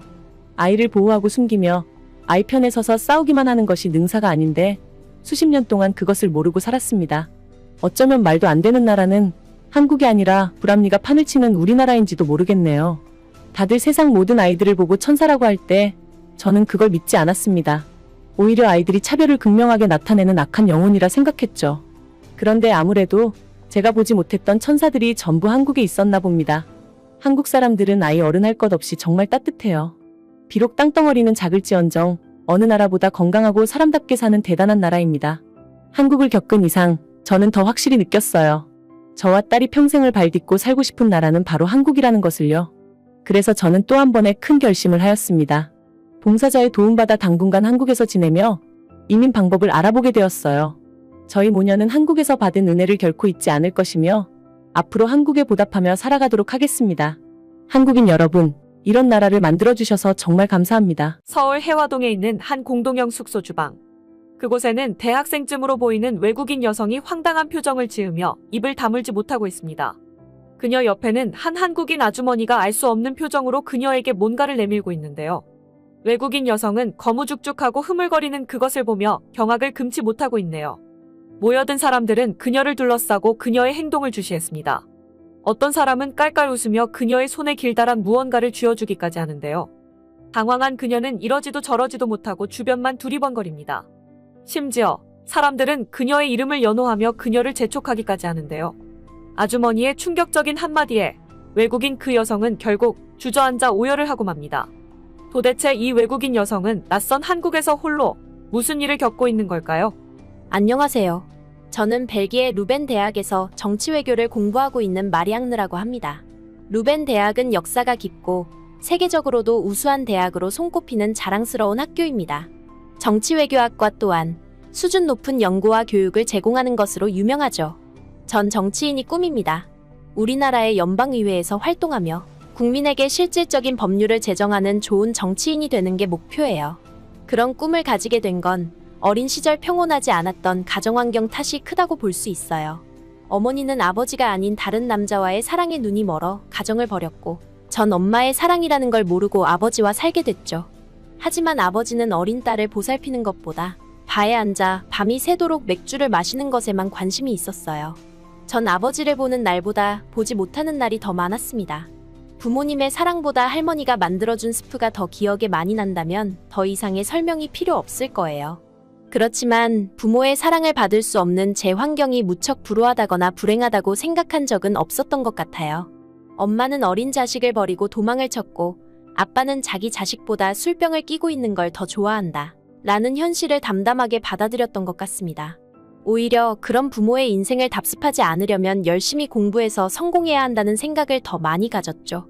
그런 이유 때문인지 전 어릴 적부터 독하다거나 감정이 없다는 놀림을 많이 받았어요. 하지만 그런 주변의 평가는 별로 중요하지 않았습니다. 날 비난하는 그들과 입씨름을 할 시간에 책을 한 장이라도 더 보는 게 훨씬 생산적이었으니까요. 하지만 경제적인 부분이 늘 제 발목을 잡더군요. 학교를 다니면서 틈틈이 아르바이트를 해보았지만 때마다 돌아오는 생활비와 학비를 충당하긴 힘들었습니다. 몇 번은 할머니의 도움으로 또 몇 번은 장학금으로 버텼지만 얼마 지나지 않아 한계에 부딪힐 거라는 것을 예감하고 있었죠. 전 학업을 중단하고 생활 전선에 뛰어들어야 할지도 모르는 상황이었어요. 어떻게 해서든 돌파구를 찾아보려고 해봤지만 도무지 답이 나오질 않더군요. 그러던 중 제게 천금 같은 기회가 찾아온 겁니다. 루벤 대학과 자매결연을 맺고 있는 한국의 유명 대학에서 우수 학생을 유치하기 위한 유학 프로그램을 마련한 것이었습니다. 즉, 제가 공부하던 분야를 한국 대학에서 이어가면 학비는 물론 일정 부분의 체류비까지 지원한다는 것이었어요. 한국이라는 낯선 나라에서 공부를 해야 한다는 것이 내키지는 않았지만 제겐 선택권이 없었습니다. 학비 고민 없이 공부를 이어갈 수 있다는 것 자체만으로도 큰 기회였으니까요. 전 곧바로 한국 유학 프로그램에 참가하겠다는 신청서를 접수했고 성적이 뛰어났던 저는 교수님의 추천을 어렵지 않게 받아낼 수 있었어요. 그리고 난생 처음으로 동아시아의 작은 나라로 향하는 비행기에 올라탔습니다. 짧지 않은 기간 동안 고국을 떠나 있어야 하는 일정이었기 때문에 마음이 무겁더라고요. 한국이란 나라가 문화 강국이라는 건 알고 있었지만 제게 그런 것은 크게 매력적으로 느껴지지 않았죠. 저한테 중요한 것은 오로지 높은 수준의 교육과 경험이었습니다. 한국행 비행기 안에서 골똘히 생각에 잠겨있던 전 갑자기 몰려오는 두통 때문에 인상을 찌푸렸어요. 양쪽 미간이 쿡쿡 쑤셔오는데 이마에 열도 오르는 것 같았습니다. 제가 탄 비행기는 한국 국적기였기 때문에 한국인 승무원이 훨씬 많았어요. 승무원에게 제 증상을 호소하려다가 어차피 의사소통이 어려울 것 같다는 생각에 아무 말하지 않고 그냥 넘어갔죠. 그러자 제 주변에 있던 한국인들이 승무원을 불러 무어라 말을 전하더라고요. 그걸 듣던 한국 승무원이 제게 다가오더니 유창한 영어로 제게 무슨 일이 있냐고 물었습니다. 식은땀을 흘리고 창백해진 안색이 걱정된다면서 말이에요. 그제야 전 제 증상을 설명하고 도와줄 수 있는지 물었죠. 승무원은 걱정스러운 표정으로 저에게 비상약을 전달해주고 제가 편하게 휴식을 취할 수 있도록 비즈니스석으로 옮겨주었어요. 그리고 수시로 제 상태를 체크하며 제게 도움이 될 만한 것이 있는지 세심하게 챙겨주는 겁니다. 누군가에게 이런 보살핌을 받아보는 건 정말 오랜만이었어요. 그 행동이 기내에서 발생한 환자를 대하는 매뉴얼인지는 모르겠습니다만 벨기에에서 항공기를 탄 뒤 행색이 가난해 보여 차별을 당했다는 말을 익히 들어왔던 저로서는 뜻밖의 일이었습니다. 이런 한국 승무원들의 진심 어린 보살핌 덕분에 제 몸 상태는 보다 나아진 상황이었어요. 그 사이 비행기는 인천국제공항에 착륙을 했고 전 겨우 몸을 움직여 입국 수속을 밟을 수 있었죠. 그런데 비행기 안에서 절 돌봐주었던 승무원이 또 다시 나타나 자신을 따라오라고 하는 겁니다. 승무원은 아무래도 제 상태가 좋지 않아 보인다면서 공항 내에 있는 의료센터에서 치료를 받으라고 권유하더라고요. 정말 놀라운 일이었어요. 공항 내에 의료센터가 있다는 말은 거짓말처럼 느껴졌습니다. 게다가 일면식도 없는 사람에게 이런 친절을 베풀다니요. 승객들이나 고객들을 형식적으로 대하는 벨기에에서는 상상도 못할 일이라 그녀의 친절은 제게 큰 감동으로 느껴졌어요. 전 그녀의 권유대로 공항의 의료센터에서 진료를 받기로 했습니다. 그런데 공항 의료센터에 들어간 저는 제 눈을 동그랗게 뜰 수밖에 없었어요. 공항 내부에 의료센터가 존재한다는 것도 신기했지만 규모나 시설이 이렇게 뛰어날 줄은 몰랐기 때문입니다. 공항에 마련된 의료센터는 임시로 마련된 것이 아니라 정식으로 운영되는 제대로 된 병원이 틀림없었어요. 인천국제공항이 세계적으로 우수한 공항이라는 사실은 알고 있었지만 이 정도 수준일 줄은 예상하지 못했죠. 그리고 절 진찰한 의사 선생님은 제 상태에 대해 독감이라는 진단을 내렸고 긴 비행으로 인한 피곤까지 겹친 것 같다고 말씀해 주시더군요. 전 의료센터에서 주사 치료와 수액을 맞고 난 뒤 무거웠던 제 몸이 훨씬 가벼워졌다는 걸 느낄 수 있었습니다. 심지어 치료비도 벨기에에선 상상도 못할 수준으로 저렴했습니다. 한국인들은 이런 고급 의료 서비스를 이렇게나 저렴한 가격에 받을 수 있다니 부러울 지경이었어요. 그렇게 치료를 받느라 시간을 지체한 탓에 예정된 일정이 조금 틀어졌어요. 서울에 위치한 미리 예약된 호텔로 이동해야 했는데 날이 어둑어둑해져서인지 마음이 조급해지더라고요. 공항과 연결된 지하철을 이용하면 손쉽게 호텔로 이동할 수 있다는 걸 알고 있었기 때문에 지하철 역사를 향해 서둘러 발길을 재촉했습니다. 그리고 전 한국 지하철의 내부를 보고 깜짝 놀라고 말았어요. 지하철 역사 내부는 물론이고 열차를 타야 하는 플랫폼까지 벨기에 지하철에선 상상도 할 수 없는 수준의 쾌적한 환경이 유지되고 있다는 사실이 믿어지지가 않았죠. 돈을 구걸하는 노숙인이나 주정뱅이도 없었고 화장실은 호텔 화장실처럼 청결하더군요. 안전을 위한 플랫폼에 설치된 스크린도어는 벨기에에서는 흔하게 일어나는 안전사고를 미연에 방지할 수 있는 획기적인 기술이었어요. 벨기에 지하철은 유럽에 존재하는 지하철 중에선 그래도 깨끗한 편이라고 생각했는데 한국 지하철을 경험해보니까 비교 자체가 어려웠습니다. 그리고 또 하나 인상적이었던 건 한국에서는 무임승차를 하는 사람을 보기 힘들다는 것이었어요. 부끄럽지만 벨기에에선 비싼 대중요금 탓에 무임승차를 하는 사람들이 무척 많습니다. 벨기에 지하철을 이용해보면 양심을 속이는 사람들을 어렵지 않게 만날 수 있습니다. 저는 공항철도 덕분에 빠르고 쉽게 서울로 진입할 수 있었고 무사히 호텔에 도착할 수 있었어요. 그런데 호텔에서 체크인을 하려는 순간 지갑을 잃어버렸다는 사실을 깨달을 수 있었습니다. 분명히 외투주머니에 넣어둔 지갑이 감쪽같이 사라지고 없는 겁니다. 그 지갑 안에는 중요한 게 가득 들어있었죠. 현금과 신용카드는 물론이고 한국 학교에 제출해야 할 신분증까지 있었으니까요. 전 패닉에 빠져버리고 말았어요. 분명 소매치기에 당했다고 생각했죠. 결국 저는 호텔 직원의 도움으로 경찰을 부르게 됐고, 도착한 경찰은 눈물을 쏟는 절 달래가며 지갑을 가지고 있었던 게 어디까지 기억이 나는지 차분하게 물어보았습니다. 저는 나이가 지긋한 경찰분에게 기억이 나는 대로 설명했어요. 공항 의료센터에서 진료를 본 후 결제를 했고, 공항철도에서 티켓을 구매했다고 말이에요. 그때까지만 해도 지갑은 제 손에 있었다고 말했죠. 아무리 생각해봐도 지하철 안에서 소매치기가 털어간 것 같다고 오열했습니다. 낯선 한국 땅에 오자마자 이런 봉변을 당할 줄 누가 알았겠어요? 한국에는 제게 도움을 줄 친구도 가족도 없었습니다. 좌절한 저는 어찌할 바를 모르고 발만 동동 굴렀죠. 한국에 온 것이 후회가 되었습니다. 그런데 경찰분은 그런 제게 따뜻한 미소를 보이며 유창한 영어로 절 안심시키더라고요. 자신에게도 저만한 대학생 딸이 있다면서 한국엔 소매치기 범죄가 없으니 지갑을 찾을 수 있을 거라고 하는 겁니다. 처음엔 경찰분의 말이 곧이곧대로 들리지 않았어요. 유럽 어느 나라를 가도 소매치기 범죄가 기승을 부리고 그 때문에 골머리를 앓고 있는데 한국이라고 소매치기 범죄가 일어나지 않겠습니까? 전 경찰분의 설명이 그저 감정이 격해진 외국인 관광객을 위로하기 위한 거짓말이라고 생각했죠. 그런데 한 10분쯤이나 지났을까요? 누군가와 통화를 하던 경찰분이 환하게 웃으며 제게 지갑을 찾았다는 말을 하는 게 아니겠어요? 전 제 귀를 의심했죠. 어디에서 잃어버린지도 모르는 지갑을 어떻게 이렇게 빨리 찾을 수 있다는 건지 이해가 되지 않았어요. 경찰분은 어리둥절해하는 제게 차분히 말했습니다. 제 지갑은 지하철에서 잃어버린 것이고 그 지갑을 발견한 누군가가 지하철 직원에게 인계를 했다는 겁니다. 그리고 제 지갑은 지하철 유실물센터에 보관돼 있다는 것이었죠. 경찰분은 이제 다 해결됐으니 안심하라는 말을 하면서 절 경찰차에 태우고 지하철 유실물센터에 직접 바래다 주셨어요. 그곳엔 제 지갑이 온전하게 보관돼 있었습니다. 단 1유로도 없어지지 않았고 신분증과 신용카드 등 모든 게 제자리에 있더군요. 어떻게 이런 일이 가능한 건지 눈으로 보고도 믿어지지 않았어요.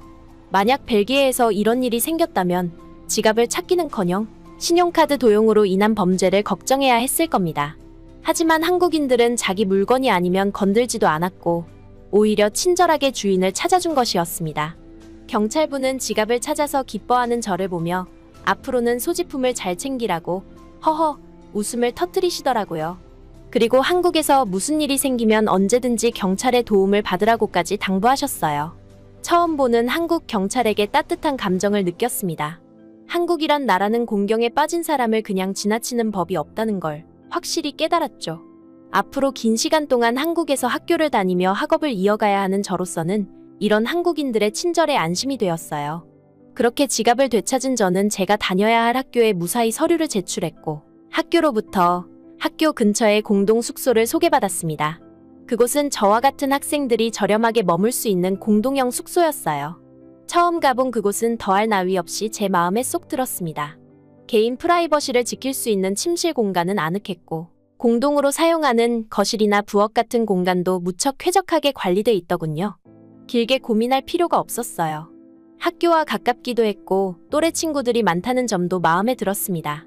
전 그곳에서 지내기로 결심을 했고 관련 서류를 제출한 뒤 숙소를 배정받았죠. 그리고 나서야 맥이 탁 풀리며 다소 마음의 안정을 찾았습니다. 한국에 온 지 며칠 만에 많은 일을 겪고 나니까 앞으로 다가올 일들이 걱정되면서 불쑥 외롭다는 생각이 들더라고요. 하지만 그럴수록 이 악물고 버텨내야 제 꿈을 이룰 수 있다는 걸 알고 있었어요. 제 곁엔 절 지켜줄 부모도 형제도 없었으니까요. 침대에 누워 이런저런 생각을 하다가 까무룩 잠이 들었죠. 그러다 제 침실 문을 노크하는 소리에 잠이 깼어요. 문을 열어보니 공동 숙소를 운영하는 아주머니가 계시더군요. 그런데 그분이 저보고 급히 손짓을 하며 빨리 부엌으로 내려오라고 하는 겁니다. 전 영문도 모른 채 부엌에 내려가 보았는데 넓은 식탁 위에 갖가지 음식들이 차려져 있더라고요. 아주머니는 이 숙소에 처음 온 저를 환영하기 위해 음식을 차렸다면서 딸 같은 저에게 따뜻한 음식을 먹이고 싶었다고 말씀하시는 겁니다. 또한 혼자 다른 나라에 와서 힘든 공부를 이어가려면 얼마나 외롭겠냐며 한국에 있는 동안 자신을 엄마처럼 생각하라고 덧붙이셨어요. 아주머니의 그 말을 듣는 순간 가슴속에서 뜨거운 감정이 울컥 솟는 걸 느꼈어요. 처음 보는 저에게 어떻게 이런 친절과 마음을 베풀 수 있는지 너무나 큰 감동이었습니다. 그리고 아주머니는 제게 김이 모락모락 나는 그릇 하나를 내밀더라고요. 그 안에는 거무죽죽하고 흐물거리는 것들이 잔뜩 들어있었죠. 전 처음 보는 그 음식에 거부감이 들었어요. 그런데 아주머니는 다른 건 몰라도 그건 꼭 먹어야 한다고 하시는 겁니다. 왜 이런 걸 먹어야 하는지 이유를 묻자 아주머니는 옆에 있던 친구들에게 도움을 받아 어눌한 영어로 다음과 같이 설명해 주었어요. 이 음식은 미역국이라는 음식인데 아이를 출산하면 임산부들이 꼭 먹는 보양식이라는 겁니다. 그래서 한국에서는 생일이 되면 엄마가 미역국을 꼭 끓여준다면서 제가 오늘 생일이어서 일부러 만들었다고 하는 거예요. 전 아주머니의 그 말에 깜짝 놀라고 말았어요. 저조차도 제가 오늘 생일인지 모르고 있었는데 아주머니는 제가 제출한 서류를 보고 오늘이 제 생일이라는 걸 알았던 겁니다. 그리고 제게 이렇게 따뜻하고 맛있는 음식을 차려주신 거였죠. 공동 숙소에 있는 또래 친구들을 모두 불러 모은 아주머니는 오늘이 마리앙느의 생일이자 처음 만나는 날이라며 진심으로 환영해 주자고 하시더군요. 저를 처음 보는 친구들은 제게 큰 박수를 보내주었고 얼른 미역국을 먹어보라고 했어요. 낯선 음식이 조금 두려웠지만 용기를 내서 숟가락을 들었죠. 난생 처음 방문한 한국에서 이런 따뜻한 환영을 받을 줄은 정말 몰랐습니다. 전 밀려오는 감정을 주체하지 못하고 감격의 눈물을 흘리고 말았어요. 그런 제 모습에 친구들과 아주머니는 제 등을 토닥이며 생일을 축하한다는 말을 해주었죠. 아주머니가 직접 해주신 미역국과 한국의 음식들은 정말 최고였어요. 마치 엄마가 정성을 들여 만든 음식처럼 느껴졌습니다. 그리고 그 후로 한국이 조금도 낯설게 느껴지지 않았어요. 아주머니와 친구들과 함께라면 유학 생활을 외롭지 않게 보낼 수 있을 것만 같았습니다. 그날 이후 전 그 공동 숙소에서 안락함을 느끼며 학업을 열심히 이어갈 수 있었고 1년간의 유학을 무사히 마치고 벨기에로 돌아갈 수 있었어요. 한국에서 쌓은 추억들은 일일이 열거하기 힘들 만큼 무척 많습니다. 그리고 다른 건 몰라도 이거 하나는 확신할 수 있어요. 한국은 낯선 사람에게도 진심을 가지고 관심을 보이는 친절의 나라이자 가족 같은 정을 느끼게 만드는 곳이라는 걸요. 지금도 한국에서 만난 사람들과 메일을 주고받으며 인연을 이어가고 있네요. 전 여전히 제 꿈을 위해 열심히 노력하고 있어요. 그리고 한국에서의 경험은 앞으로 제 인생에 많은 영향을 미칠 거라는 걸 자신하고 있습니다. 전 이번 학기를 마친 후 한국을 다시 재방문하기 위해 열심히 돈을 모으고 있어요. 물론 학비와 생활비도 빠듯하지만 한국을 통해서 얻을 수 있는 것이 얼마나 큰 것인지 잘 알고 있기 때문에 어렵더라도 꼭 다시 방문할 생각입니다. 그리고 한국에서 사귄 친구들과 아주머니가 절 다시 만날 날을 손꼽아 기다리고 있다는 점도 제가 한국에 가야 할 큰 이유 중 하나입니다. 서울 종로구에 있는 경복궁.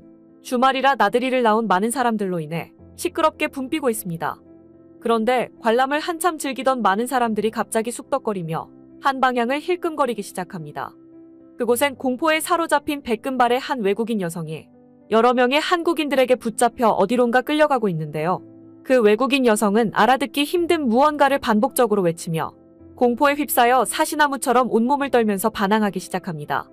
그 순간 어느 한국인 여성이 외국인 여성을 밀치며 영어로 다그치기까지 하는데요. 도대체 서울 한복판 경복궁 안에서 그 외국인 여성에게 무슨 일이 생긴 걸까요? 안녕하세요. 저는 미국 텍사스 식품회사에서 일하며 아이를 키우고 있는 아멜리아입니다. 제게는 자랑스러운 남편과 사랑하는 딸, 하퍼가 있습니다. 저와 남편은 맞벌이에다 퇴근 시간도 일정치 않은 일을 하기에 하퍼는 늘 혼자 노는 것이 익숙한 아이였어요. 다른 친구들이 가족들과 함께 시간 보내며 여행을 다닐 때 하퍼는 학교 후 할머니 할아버지 집에서 강아지와 노는 것이 전부였습니다. 그럼에도 형제자매 없이 혼자 큰 하퍼는 아주 활달한 성격으로 잘 자라주었어요.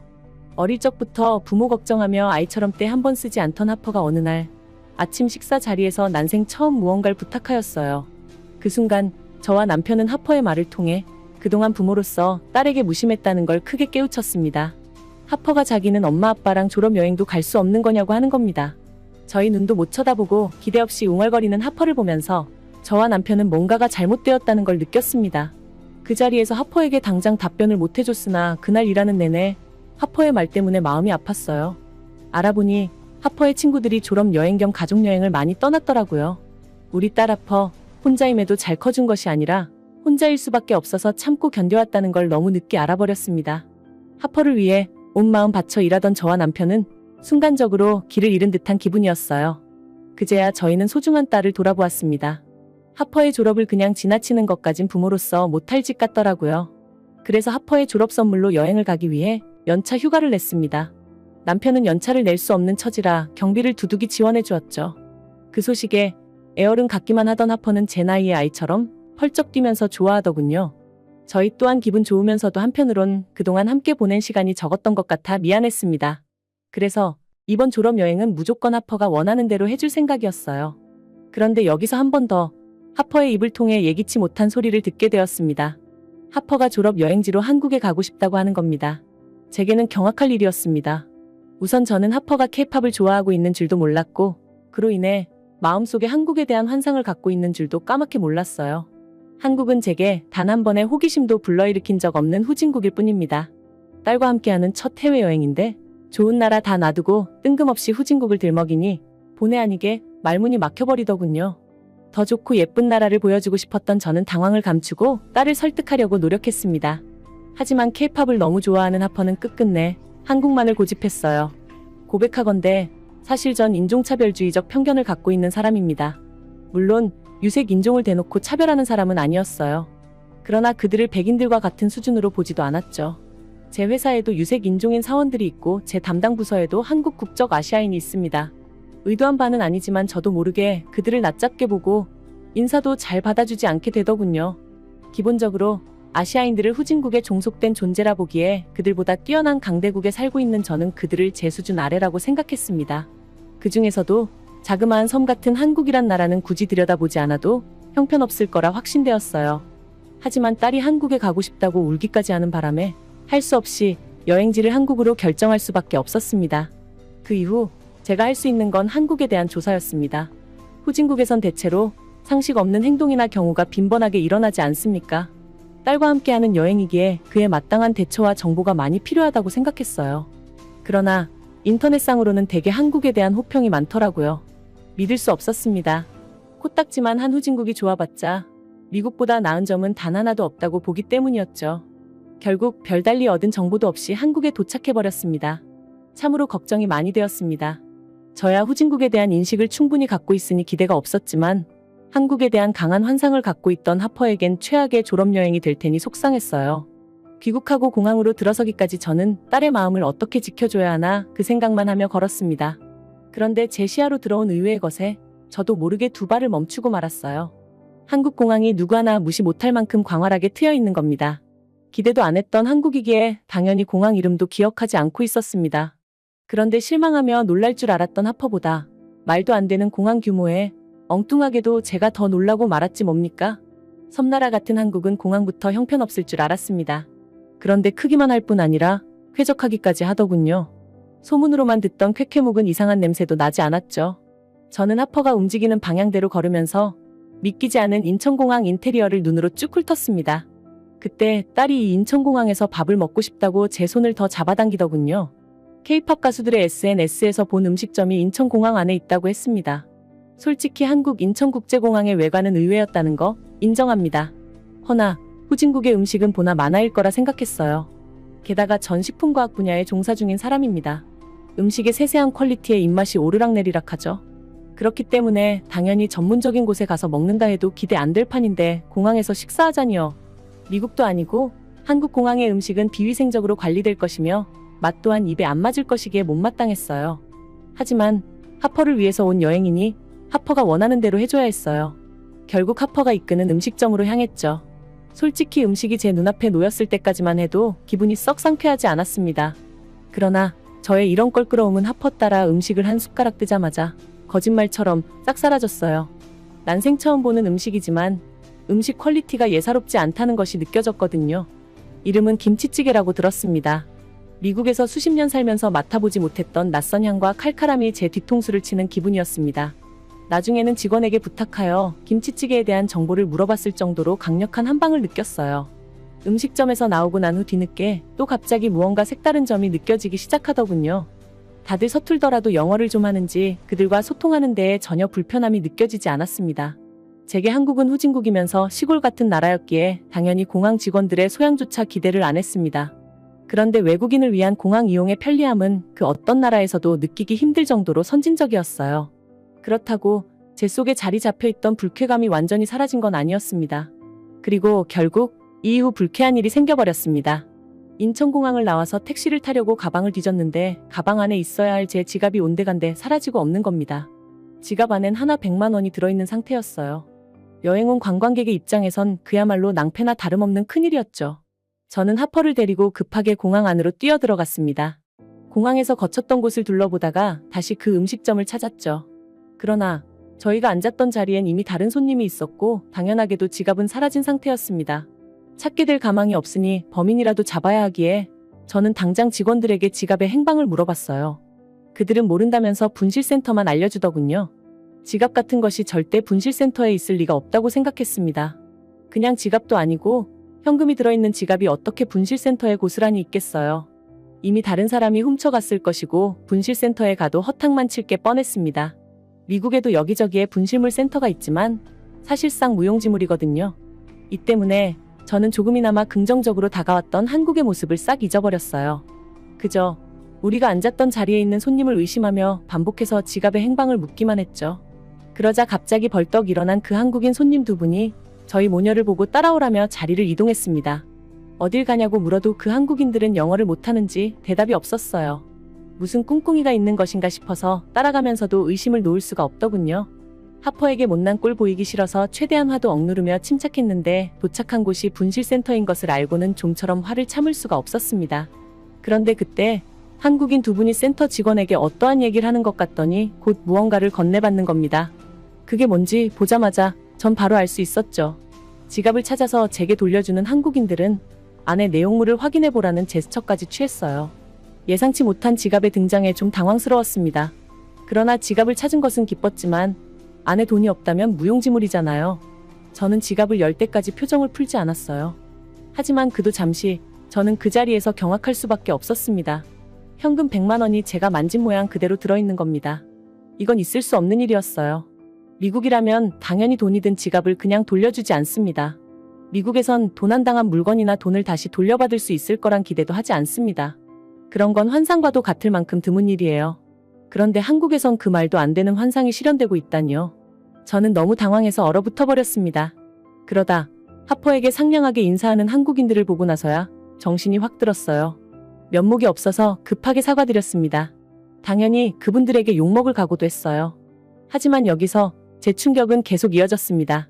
물증도 없이 의심을 했다며 원망을 할 줄만 알았어요.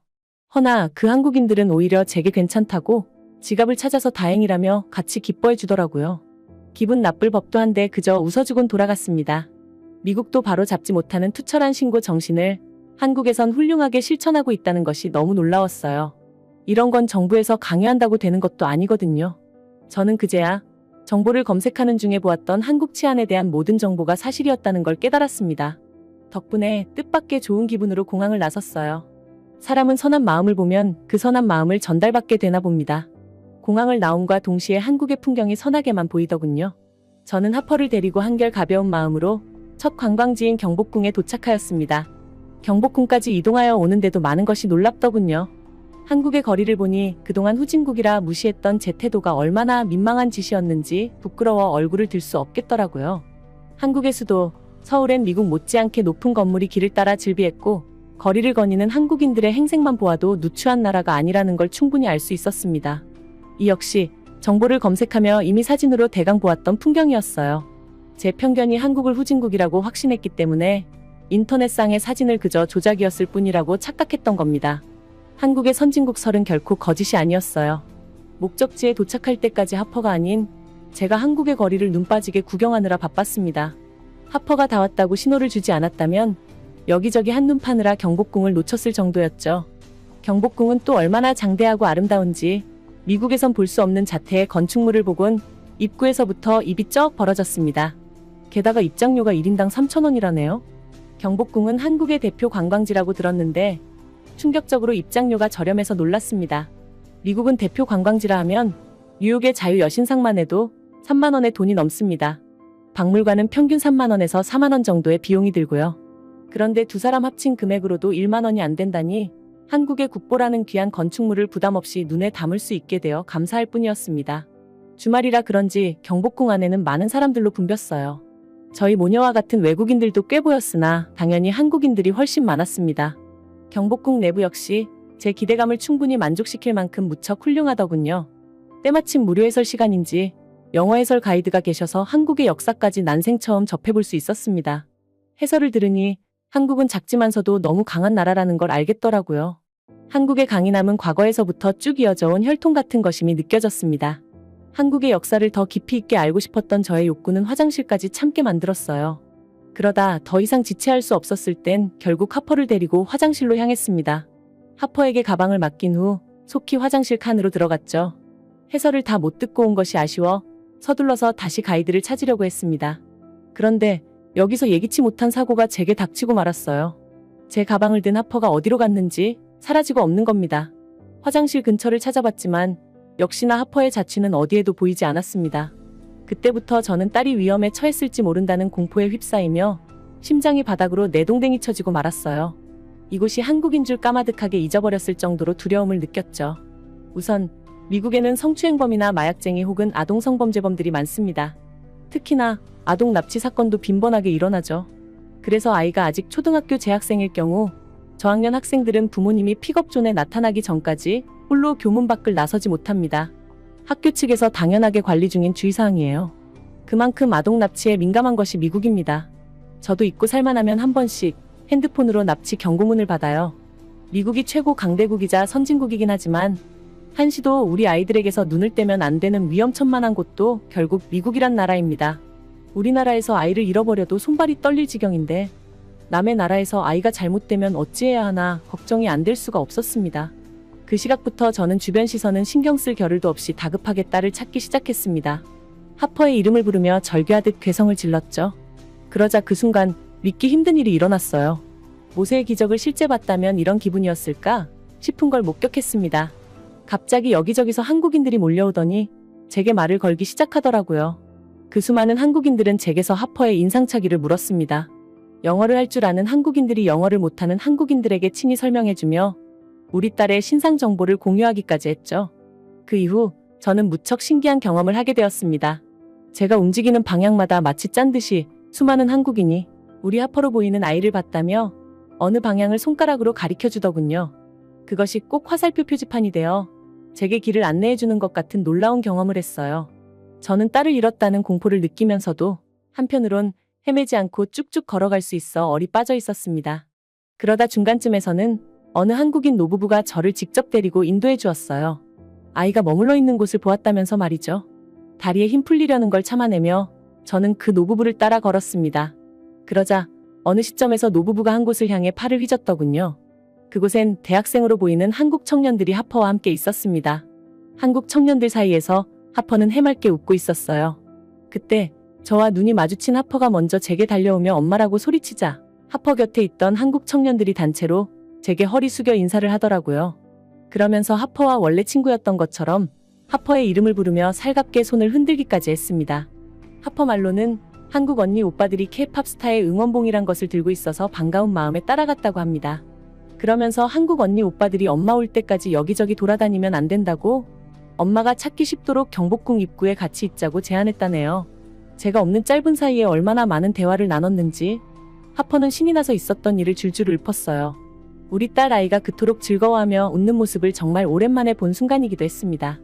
그런 하퍼를 보며 문득 한국은 아이들이 안전하게 웃을 수 있는 나라구나 라는 생각이 스쳤어요. 하퍼의 해맑은 모습에 긴장이 풀린 저는 그만 다리에 힘이 풀려 주저앉고 말았습니다. 그러자 저를 마지막으로 안내해준 노부부가 제게 따뜻하면서도 단호하게 조언을 해주시더군요. 특히 할머니께선 마치 제 엄마처럼 놀러와서 사고치지 말라며 등짝까지 가벼이 때리기도 하셨죠. 정말 몇 대 맞으니 정신이 번쩍 들었습니다. 그제야 타국에서 딸을 잃는 줄 알았던 공포가 완전히 녹으며 감사함과 안도감이 급격하게 몰려왔어요. 놀라서 눈물도 안 났었는데 뒤늦게 한국인들에게 고마워서 끝내 울고 말았지요. 한국을 후진국으로 보고 무시했던 저희 과거가 너무 창피하면서도 한국인들에게 받은 도움이 너무 과분하여 몸둘 바를 모르겠더라고요. 그때가 한국 땅을 밟은 지 겨우 하루도 채 되지 않았던 시점이었거든요. 한국 인천공항에 도착했을 때 의외라서 놀랐던 점을 시작으로 이 순간까지의 감정이 전부 한국을 설명해주는 증거라고 느꼈습니다. 그제서야 저는 그런 생각이 들더군요. 아, 여기 한국이었지 하는 생각 말이죠. 한국은 정말 훌륭한 선진국이며 제 가슴속에 가장 안전하고 따뜻한 나라가 되어버렸습니다. 어떻게 이런 나라가 있을 수 있나요? 도대체 저는 왜 그동안 한국을 그렇게 무시했을까요? 과거로 돌아갈 수 있다면 제 머리통을 쥐어받고 싶은 심정이었습니다. 저는 자리에서 일어나 제게 손 내밀어준 수많은 한국인에게 고개 숙이며 진심으로 인사드렸습니다. 그리고 속으로는 그동안 저희 못된 인종차별주의적 마인드를 사과하기도 했어요. 그 뒤로 남은 이틀 동안은 한국을 믿고 정말 편하게 즐겼습니다. 경복궁에서 만났던 한국인들에게 유명한 시장까지 추천받아서 방문했네요. 그곳 또한 놀랍더라고요. 미국은 한국인 대상으로 상품 바꿔치기나 바가지를 씌우기도 하는데 한국에선 외국인이라고 더 잘해주고 더 후한 인심을 베푸니 신기함을 감출 수 없었습니다. 난생 처음 먹어보는 음식들도 전부 일품이더라고요. 지금 생각해보니 아마 딸보다 제가 더 신이 났던 게 아닌가 싶습니다. 한국에 방문한 첫날 마치 신고식을 당한 기분이었습니다. 한국에 대한 편견이 있던 저를 하늘이 크게 혼내는 듯했어요. 이제는 치안이며 마시며 인심까지 좋은 나라에 살고 있는 한국인들이 부럽기까지 하네요. 여행 다녀오고 난 후 함께 일하고 있는 유색 인종 사원들에게도 참 미안한 마음이 들었어요. 그래서 지금은 반성하는 마음으로 그들 모두를 따뜻하게 맞이하고 있습니다. 또 제 부서에 있는 한국인 사원에게는 한국 여행에서 있었던 일들을 칭찬하며 한국에 대해 자세히 좀 가르쳐 달라고 조르고 있답니다. 저는 현재 딸과 함께 한국어 공부까지 시작하며 다음 휴가를 노리고 있어요. 꿈만 같았던 한국에서의 경험이 쉽게 가시질 않아서 앞으로 한국을 제2의 모국이라 여기며 자주 방문해 볼 생각입니다. 앞으로의 한국을 기대하며 한국 정말 사랑할 수밖에 없다고 전하고 싶습니다.